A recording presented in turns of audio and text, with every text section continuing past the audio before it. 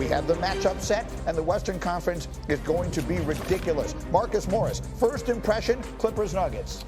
Man, I got to go with the Clippers. Like, let's keep an eye on David Edelman's first playoffs. They just now fired their head coach. X's and O's is going to be a big thing in this matchup, and I just don't see David Edelman out-coaching Tyronn Lue. Clippers have been so good this second half of the season. Trinae, Grizzlies, Warriors in the play-in, first impression. Look, this is going to be fun. It's going to be box office for two different ways. You know how they say styles make fights?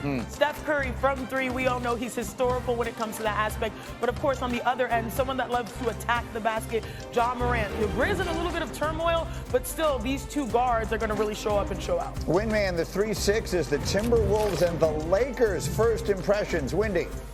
This is a rematch, not of the Lakers and Timberwolves, but of Luka going back to Minnesota, where he dropped the dagger on them in the Western Conference Finals last year when he was with the Mavericks.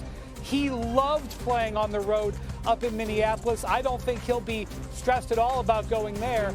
The thing here is obviously the Timberwolves like to play big. They can sometimes play with two centers. The Lakers like to play with no centers. Who will get to impose their will? I think you will see the Lakers try to play Rudy Gobert off the court as much as possible in this series. You like this matchup for the Lakers, don't you? I do, man, and I think it comes down to Rudy Gobert, as Wendy just said, man. Listen. Guys are going smaller, right? How is Rudy going to take not being able to play in those crucial moments, adding LeBron James at the 5 sometime, right? Spreading the floor out. Rudy Gobert is their defensive anchor, and he knows one way. He knows one way, and every time someone drives, he's coming to the basket. Will open up corner threes, open up spacing, and then look, ISO time against Luka Doncic. I don't think he want to see that. It's a tough matchup. Yeah. I mean, candidly, no one fares particularly. Look at that. I mean, look at it. Look at it. Hey, sent them home too, man. Can you translate the words that he's saying there for me? No, I forget I asked you that. Not right now. Forget we said that. Do you like the matchup for the Lakers? I do like the matchup for the Lakers, but still, what I love about this matchup is the superstar power. Last year, the postseason was the rise of Anthony Edwards when he took down Kevin Durant. We saw that moment of Luka chirping. Yeah. You remember those images of Edwards chirping at KD? Yes. And then what did he do? He followed it up by chirping at Jokic, being able to take down the Denver Nuggets. Will he do that again? Again, it's a tall task, going up against Luka and LeBron, but I'm excited to see what this moment, it brings out the best in him. And speaking of the best in it, we've seen it this season, averaging a career high in points, 27 points per game. I don't know if people realize, he led the NBA in made threes, 320 threes he made, more than Steph Curry. Like, this was a concerted effort for him to knock down shots, knowing that he's going to have more on his shoulders as an offensive threat. I love this matchup because it's going to bring out the best in him. Windman, it is fascinating. As you were talking, it got me to thinking. You got Ant versus Luka. Neither of them, I mean, their circumstances are so thoroughly different from what they were a year ago. True. Ant was part of a big two in Minnesota. They traded the other one away. Luka was part of a, essentially, well, I guess he was a big two with Kyrie in Dallas. They traded him away. So these two stars go head-to-head, and things couldn't be more different than they were a year ago. Yeah, and Minnesota has actually been playing really well. They won 9 of 11 games down the stretch to get out of the play-in. There was a little bit of drama this weekend. Ant Edwards got a technical foul Friday night, would have been suspended yesterday. The NBA rescinded it. He was needed in that game. He scored 43 points to get them into this spot. The Timberwolves last year were a great defensive team, number 1 in the league, and a sort of middle-of-the-pack offensive team. Down the stretch of this season, they've been a better offensive team than defensive team. So this is while it is comparable to what we saw last year, and is shooting way more threes, their offensive ceiling is higher after trading for Julius Randle, and their defensive ceiling hasn't been as good.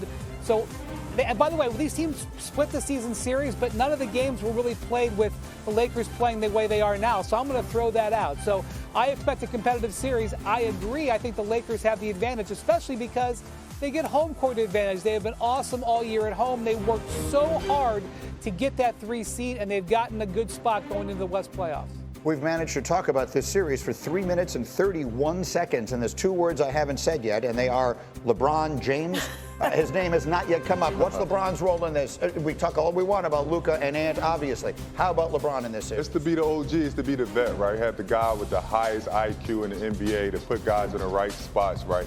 I think it's going to be critical to see how they keep Ant in the box and the different matchups they throw at him, right? How do they cover Luka Doncic's defensive flaws? But LeBron James, the smartest guy on the court, I think he allows Luka to be Luka, do his thing, and get easy baskets, get out in transition, and be LeBron. But if LeBron is the smartest guy, which we all agree, where do we put JJ Redick in for the masterful job he has done so far this year? Because he said, I still have some cards up my sleeve. Yeah. We know that he was not showing everyone what this team could do, even at the small ball lineup. What I expect to see more of is LeBron James and Luka Doncic in that pick and roll. Ooh. LeBron James in that short roll as a decision maker, because that is a nightmare for defenders. Okay, now you've given LeBron James a short court. He can pop it out to shooters, or he can attack with advantage himself. Like, I do think that the Lakers actually have more up their sleeve. All right, they will begin next weekend. We'll have plenty of time to look ahead to a lot of these matchups, which are just spectacular. And again, the play-in begins tomorrow night. Steph and the Warriors will be involved in that. We'll get the Timberwolves, so you digest that for just a moment. And here we go. Brian Windhorst, as I mentioned, is up early with us from L.A. Windy, give me 2 words that you would use to describe the day for Golden State yesterday. Not ideal. Not ideal to see Draymond Green try to hunt a foul when you're down by 2 in overtime. Not ideal to have Jimmy Butler play 48 minutes in this game and then suffer a quad contusion. We'll see how he feels. He said after the game he'd play, but let's see how effective he can be. You've already got Steph Curry dealing with a thumb injury, and now you've got to come back in 48 hours. Now, the Grizzlies have basically not won a big game for 2 months, but the Warriors have been terrible in the play-in over the course of their history, although Jimmy Butler was great in the play-in in Miami. So really stress this team out. They've done so much for the last 2 months to put themselves in position, and then they couldn't close with the Clippers delivering a tremendous performance on the road on the last day of the season. Yeah, I mean, the storylines really for both these teams are remarkable, but dealing in the Golden State of it all, a week ago, Marcus, when you were here, we're having a conversation about how, they are a legitimate threat to go to the NBA Finals. Now, they're essentially playing for their season this week. How about Golden State? Golden State, to me, has one issue, and that issue is probably the biggest issue for the West. How valuable are bigs? Because bigs are going to dictate your team's success. Ivica Zubac had 22 and 17. For so many years, the Golden State Warriors, even of the past, have been able to get these great performances from Draymond to minimize their lack of size on the interior. Is this the year where maybe catches up to them? That's my only question. Because other than that, there are few teams that really have 2 stars that can walk into an arena and scare you. Steph Curry is playing, he had dagger after dagger. It could have gone their way if the ball bounced that way. And also Jimmy Butler. People forget the impact of Jimmy Butler beyond just Steph Curry's points going from 22 to 27. They were last in free throws. That showed a lack of an aggression from this team.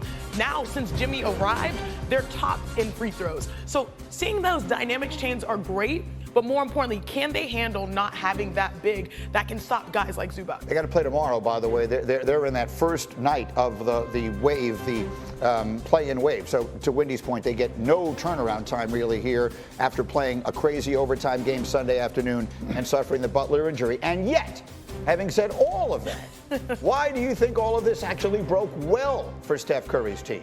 To be honest, right, the number 1 and number 2 seeds are OKC and the Rockets, 2 unproven teams. If I'm the Warriors, I'm excited. If I can get past the Grizzlies tomorrow night, I'm excited to play against these 2 teams that have no veteran. And to your point, centers are non-existent in the playoffs. So I think it's actually a good thing, right, that they don't have no bigs, because Zubac is a good big. Obviously, they got to get to that, right? But centers don't play in the playoff. I think Draymond Green opens up the floor for them. But if I'm the Warriors and I get past the Grizzlies, I'm feeling really good about my matchup with the Rockets. I'm